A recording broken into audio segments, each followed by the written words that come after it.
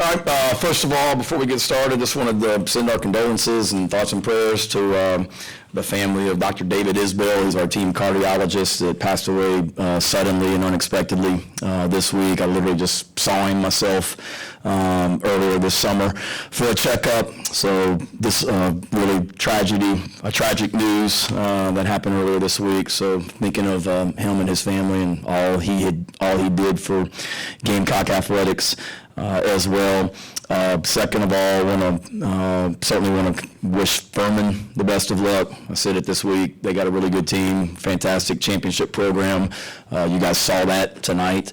We knew it wasn't going to be easy and knew it was going to be a battle, and it was. So wish them well.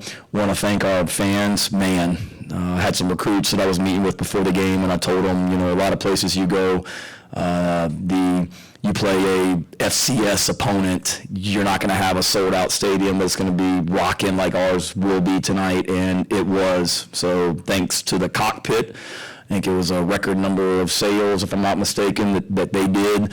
And then it was we didn't have the Gamecock walk. I apologize about that. But still a great reception when we got here to the stadium, and the fans were awesome tonight. So that's fantastic. Can't wait to see what they're going to be like when we got start SEC play here in a couple weeks at home, and then even to stay there throughout the game. A lot of places when you go in at halftime up 2 scores, you'll come out for the second half, and half of them have already headed to the parking lots. But our fans are the best in the country. They stayed there and they were loud throughout as well.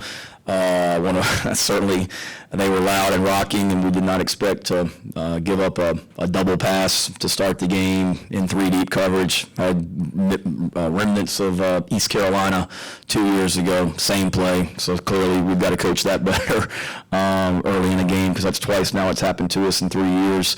But proud of our guys. We knew Furman was a good team and was going to make some plays, and we had to respond, and our guys did without a doubt. Thought the end of the half was huge. That'll go on like our situational football teach tapes going forward to get a touchdown by the offense, I believe, right before get a touchdown by the offense with 43 seconds left in the half. So we scored 2 touchdowns in 43 seconds basically. So that is huge, guys, for us to score that touchdown and then to force a 3 and out, be able to use our timeout, and then get the ball back and go down there and score essentially on the last play of the second half. Awesome. Our first half, what a drive by Spencer, awareness of the clock, and a lot of times you watch games like that, the quarterback's not aware and the team runs out with without getting to kick a field goal or score a touchdown. And we scored a touchdown there, so that was huge for us at the end of the first half. And then awesome night. Just told the team in there, when your quarterback goes 25 of 27 for 345 yards, you're going to win most football games. I don't care who you're playing. He's a special talent. He's an elite talent. You saw that tonight. There's not a quarterback in the country I'd rather have than that guy. I promise you that. And to be able to get so many of our young guys in there tonight, it was awesome. Just so happy for them. They worked their tails off. Nick Harbor caught that touchdown and came over and hugged me and said, "Thank you so much for giving me this opportunity." I'm like, dude, thank you for coming here. I should be thanking you for giving me the opportunity to coach you. But Lynn Norris, the excitement he had on that touchdown pass, it's really cool to see. We got some great young men in our program, and proud of them, and excited that they were able to get out there and have some success tonight. And then really disappointed with the way we finished the game. That's bull crap. We haven't had a turnover all season, and we go in there and we turn the ball over, look bad doing it. We get a holding penalty on a naked. I don't know if I've seen that, where it's a naked boot. You're just running to the right and then booting to the left, and we get a holding penalty. That's hard to do. And then to give up a touchdown, we emptied the sideline. Everybody, I think, played tonight for the most part, but still, when those guys go in, they're expected to perform, and disappointed with that. But a lot to build on, a lot to correct. We've got a lot that we have to improve before next week, but great win against a really, really good team. Those guys are going to win a lot of football games this year. I've got a ton of respect for Coach Hendricks and his program and the way they do things, and they play their butts off, and you saw that tonight. But great win for us. Questions, David? Shane, I know it's right after the game, but updates on Amarian and Keenan and maybe John Darius Morgan. I think he left with. Yeah, they told me that John Darius fell on his wrist. That one literally just happened, so I don't really know. They just told me he fell on his wrist. We lost Bradley Dunn earlier in the game. He's on a couple of our special teams. I'm not really sure about him. AB's got a little bit of a hamstring, I think. He wanted to go back in, but just didn't feel right putting him in the game. Keenan, I think, has got a little bit of an upper body injury, but should be fine. John. All the talk coming into this was on the offensive line. How did you feel like they played? What were some of the things y'all did to try to help them out? And also, you got in a couple of freshmen early with Tree and Trevon. How did you see them perform? Leave it to you, John. You're going to find a way to answer three questions or ask three questions in one. Let me see. For offensive line, I thought they did well. I thought they protected well for the most part. We did some decent things in the run game. Most disappointing thing was probably the penalties. That was sloppy at the end of the game. Like I said, we had a holding penalty on a naked boot, and then we had the drive where Luke was at quarterback, I believe, and we had two holding penalties on that drive where we're moving the ball. And then we have two holding penalties, which was disappointing. And I think one of them was on the backside of a counter, which no reason for that to happen. So we got to clean up the penalties. But I thought they protected well. That's a defensive front. Obviously, we're going to see better, but they got some guys with some size that can rush the passer up front. So I thought they did a good job. Tree and Tro were great coming in there. We got Jatavius Shivers in at the end of the game, too, so that's three true freshmen that played on the offensive line. Our plan going into the game, John, was to get Tro and Tree in there by the second series, unless the first series was just a quick 3-and-out. So they all, by the third series. So I think Tro went in the second series, and Tree was in there shortly thereafter. Both those guys played a lot. And as far as what to help them, we did some things. A lot of the things we did last week, just tried to maybe chip a little bit more to help the tackles out, move the pocket a little bit. We wanted to get the ball in the perimeter to me, a perimeter pass is a run for us in a lot of ways. And we got to block better on the perimeter. But honestly, we didn't do a ton. We did some empty protection tonight. We did some, basic six-man protection, and those guys held up pretty good, and they'll be better for it. Was that all three of them? Yes. I'm in mid-season form, though, to remember that. Yeah, Coach, correct me if I'm wrong, but it seemed like early on there was perhaps not looking as much downfield, and then kind of a change there right at the end of the first half. Just kind of what went into that strategy, and what made you want to do the change there right at the end? Yeah, early in the game was certainly trying to run the ball and get the ball on the perimeter, make them tackle, our playmakers in space. So that was certainly the plan. We had some downfield throws called. One of them, I think we rolled to the right early in the game, and Spencer, the ball in the flat came wide open, but that was a play that we were going to try and throw the ball downfield. So it was one of those that, we knew we needed to run past them at some point. Wanted to get the ball on the perimeter, and that was probably the biggest thing, just early in the game, just get the ball out on the perimeter and let those guys make some plays, and then as the game goes, let's take our shots and throw it downfield, and they certainly did. You mentioned the freshmen before, but what did you see from Sellers in those two drives out there, and what did you tell him after that first touchdown pass? I thought he looked pretty dang good. I don't know about you. He was awesome. He's a tough kid. Running the ball, he's a load to bring down. So he's a weapon running the ball. And then that throw that he had was pretty dang impressive. The throw that he made for the touchdown.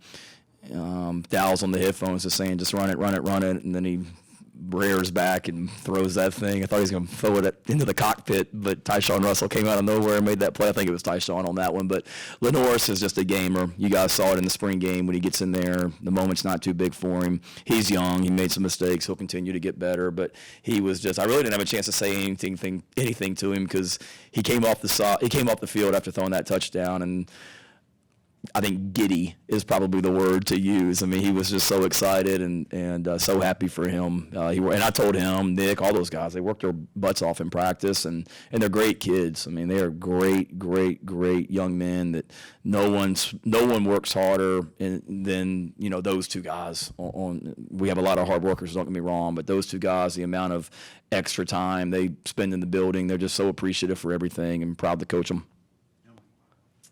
To kind of keep it in that same vein, Lynn Norris connects with Nick and Tyshawn, two other freshmen. Just, I mean, what is the feeling in sort of seeing some of that recruiting start to actually pay off on the field here tonight? Yeah, no, it was awesome. I've told you guys, we got a lot of good young players, and that will continue to get better each and every game. And the other thing I love too is that we had some elite high school juniors and seniors that were here tonight that were sitting down there in that corner section by our tunnel that got to see all of those young freshmen come out there and make plays. So couldn't be more excited about the way that recruiting has gone to this point, the way that it's going right now, and we're a young team that will continue to get better each and every week. And it's exciting. We've got some older guys that did some nice things tonight, and then we've got a lot of young guys that did some really nice things too. The Xavier Spencer connection looked pretty strong again tonight for the second straight game. How would you describe their chemistry so far, and how big is that to have such a strong connection between those two after the first 2 weeks? Yeah, it's fantastic. And it goes back again to just how those guys work. Xavier Leggett, I think I said it on the radio show the other night, but we track our guys, how fast they run, GPS numbers, and if you run 20 miles an hour, that's really fast. And Xavier Leggett last week against UNC ran 21 miles per hour at one point in the game, which you expect in a game. But then he came back in practice on Tuesday when it's 90 whatever degrees, and he ran 21 miles an hour again. And then he came back the next day on Wednesday and ran like 20.5 miles per hour. So my point is, the guy practices his butt off, and he doesn't take plays off in practice. And it's a great example for all of our players and all of our young guys. And Spencer trusts him, obviously, because he knows that Xavier's not going to take a play off. And he's covering punts as well for us. He's in the backfield for us some tonight. So that's a great, great combination that he and Spencer have, along with Juice and Trey Knox and all of our guys. And those guys have put a lot of time into it, and will continue to get better. Shane, two for you. I don't think Juice played a ton of snaps tonight. Was that just kind of limiting him with coming off that injury? Not necessarily. It wasn't the plan going in. We wanted to certainly play our young guys, Nick and some of those other receivers and Omega, but it wasn't the plan to limit him going in. And I guess you mentioned that drive there going into halftime. Who makes that call? Because a lot of teams might sit on that and take a knee and just take that 6-point lead. Who made the call to make that decision to go forward? And I guess how pleased were you with it with the touchdown drive? That would be the head coach. I'm not going to come in here in a post-game press conference and blame that one on Dow that he did something I didn't want him to do. You talking about like throwing the ball? Yeah, just pushing the ball downfield. Yeah, so we used our timeouts, and I told him we scored, and I told Dow, I said, look, I don't know what Furman's going to do here, but if they try and get a drive, we've got a timeout left, and we'll use it to make them punt. We got a great stop on I think it was 3rd and short, 1 and 2, something like that. We got the timeout, we got the punt, and then certainly before they punted, I'm on the headphones talking to Dow, and we're talking about, okay, here are our plays. We have no timeouts left. We're going to have, we need to get to this point to get in field goal range. I think that we hit the explosive on the first play, I believe, and then we had the pass interference, if I'm not mistaken. And then you get down there, and at that point, I believe it was 7 seconds, if I'm not mistaken. So it was not a lot of time. So I told Spencer, look, this has got to be like a bang bang play. We can't screw around and wait. This is you catch it, you throw it, and if we don't get it, we'll kick a field goal. If it's not there, just throw it out of the end zone. Spencer did an awesome job right there. Really good situational football. We were hoping to get a field goal, but I trust Spencer in those situations at all times, and he's smart. And also, we spend a lot of time practicing those scenarios. We do 2-minute offense in practice on Sunday nights, starting offense versus the starting defense, and we do it on Thursdays in practice as well. So we work 2-minute offense and defense, good on good, twice a week, and then it's something that I love situational football. So I'm always watching other games and trying to show other teams screwing stuff up, and I've got things to show in our team meeting on Tuesday morning of teams from last weekend that botched some in the game situations and things like that, just so we can learn from it and be able to execute when we have those opportunities. What are your thoughts on the way Mario ran the ball and what y'all were able to get out? Yeah, he did a good job. Thought he ran hard. He's a guy that we need to continue to get in there. And we had planned on playing him last week, and as y'all know, the way the game went, it was tough to get him in there. But he did a good job. He works hard, and he's got a low center of gravity, and he's a powerful guy that's hard to bring down. He's got great contact balance too. I mean, when he gets hit, he's able to keep his balance and stay on his feet. And he's a guy that we need to continue to find ways to get in the game. What were your thoughts on Spencer connecting with Luke on his first touchdown catch of his career? That's another one. I mean, another guy that works his tail off in Luke and came wide open and great catch, great throw, great catch. And they got great chemistry. Luke's proud of him. I mean, y'all saw him. He played quarterback tonight. He played on special teams tonight. He played receiver tonight. It's not many guys that's going to go play really well at receiver and then go in the game and play quarterback as well like he did. He's just a great football player, and he's another one. He works hard in practice. He's a leader on our team. Football's important to him. He loves to play. He loves to compete, and he's in those quarterback meetings during the week. So he's playing receiver, but he's in the quarterback meetings each day. So he's got great chemistry with Spencer, obviously, from being in those meetings and kind of hearing how Dow's coaching stuff and what's expected of him. Going off of that, speaking of Luke, what do you hope that the younger players can see from him, a guy that's willing to do any and everything for this team, and what does he mean to this program? He's just so valuable. The guy loves South Carolina. Whatever role you give him, he embraces it. It's a great example for all of our guys. He works, and he competes. He's a leader. And just he wants what's best for the football team. When you talk about these opportunities he's getting, it's not I'm a quarterback. It's like, heck yeah, let's go. And glad he's on our team and on our side, and give some credit too. I mean, part of the reason that Luke played as much as he did last week at receiver was we weren't Eddie Lewis. We were kind of waiting on him. We needed to see more from him, and he came out there tonight and did some really good stuff. Caught 6 balls and had a nice night. So we got to continue to develop depth in that receiver room, and we are, as guys like Luke and Eddie and Nick and all these other guys continue to come along. After Furman goes up 14-7, it looked like Boogie had some pretty strong words on the sideline. Did you notice that at all? Kind of an inspirational speech maybe, and what changed defensively? I think it was 3 straight 3-and-outs after that. I did not know that. Wouldn't surprise me if he did. My biggest frustration, and maybe Boogie's too, was we were generating no pressure on their quarterback. We got an SEC defensive line, and the whole key. We had 3 keys to the game tonight that we've been talking about since Tuesday, and one of them was to dominate the line of scrimmage. And when you're down 14-7 and you're not getting any pressure on the quarterback, you're not dominating the line of scrimmage like you need to. So that was my frustration, and I thought we did a better job as the game went on, particularly at the end of the half, of getting pressure on the quarterback and getting some hits on him.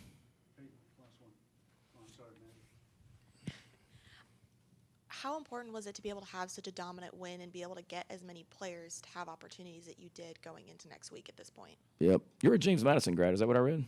Big win for them today, I saw, huh? All right, well, welcome. Say that again. I'm sorry, I zoned out. So thinking of.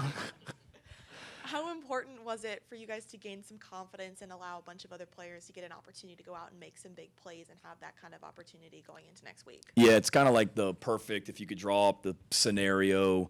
You don't love facing adversity like we did, but we faced some adversity early in the game, and our guys, nobody, panicked. Nobody, we talked about it in the coaching staff meeting this morning that, if things don't, they got a good team, and if things don't go the way we want them to early, just hang in there. We got the better team. Just keep playing. Nobody panic and keep poised and confident. So we faced some adversity, so we were able to respond.